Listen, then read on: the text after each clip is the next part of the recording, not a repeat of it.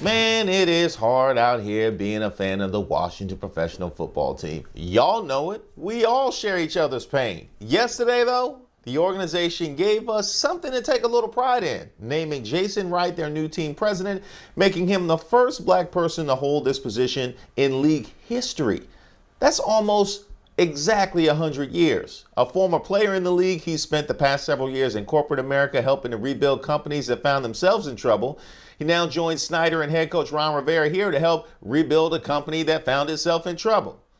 Now, while we can and should view his hiring as a step forward to be celebrated, we must also see it for what it is, an indictment of the league's history of inclusion. The Fritz Pollard Alliance, a diversity group that works with the NFL on hiring, called the move a historic event and said they hope it signifies a change in the way leadership is chosen in the league.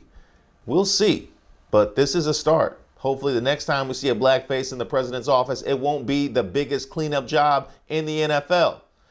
Now, he's coming in at a tough time for this organization. Years of mediocre play, the Washington Post exposés detailing the reported sexual harassment and verbal abuses of employees, minority partners wanting to sell their stakes in the team, a desire for a new stadium, and the team doesn't even have a name yet.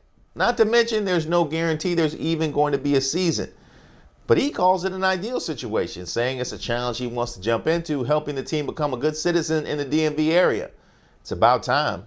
At just 38 on paper, Jason Wright is the exact opposite of who typically gets this job. And isn't that what inclusion is supposed to be about? Bringing in fresh new voices and ideas, new blood, new energy. Listening to the talkers circling around the league, they seem to think he's an excellent hire. One exec calls him the kind of guy who goes a long way towards healing wounds. Let's hope that's the case, because the hurt runs deep in the DMV. Let's also hope, for the sake of the team and Jason's new job, that Dan Snyder has learned enough to stay out of the way. We got our first black team president, and we don't want him to be the last.